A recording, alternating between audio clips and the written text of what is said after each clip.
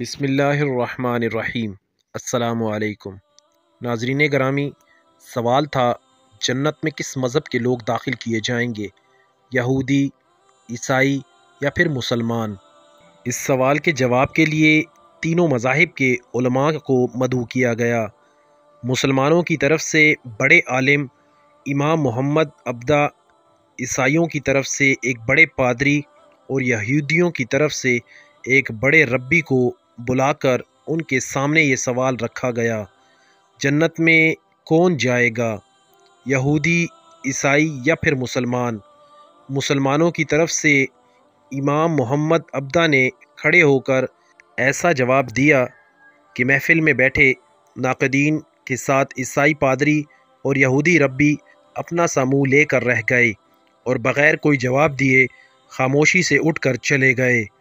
آپ کا جواب مختصر اور جامع اور معقولیت سے بھرپور تھا،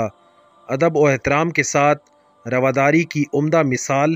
اور حکمت و دانائی کا مرقع تھا۔ ان کے جواب نے سارے مسلمانوں کے ہونٹوں پر مسکراہٹ بکھیر دی اور یہ باب ہمیشہ کے لیے بند ہو گیا۔ آپ نے فرمایا، اگر یہودی جنت میں جاتے ہیں تو ہم بھی ان کے ساتھ جنت میں جائیں گے،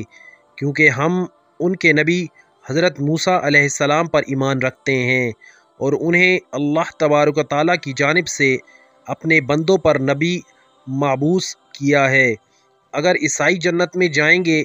تو ہم بھی ان کے ساتھ ہی جنت میں جائیں گے، کیونکہ ہم حضرت عیسیٰ علیہ السلام پر بھی ایمان رکھتے ہیں اور انہیں اللہ تبارک و تعالیٰ کی جانب سے اپنے بندوں پر نبی مبعوث کیا ہے۔ اگر عیسائی جنت میں گئے تو ہم بھی ان کے ساتھ ہی جنت میں جائیں گے، کیونکہ ہم حضرت عیسیٰ علیہ السلام پر بھی ایمان رکھتے ہیں۔ اللہ تعالیٰ نے انہیں اپنے مخلوق کی رہبری اور ہدایت کے لیے نبی مبعوث کیا،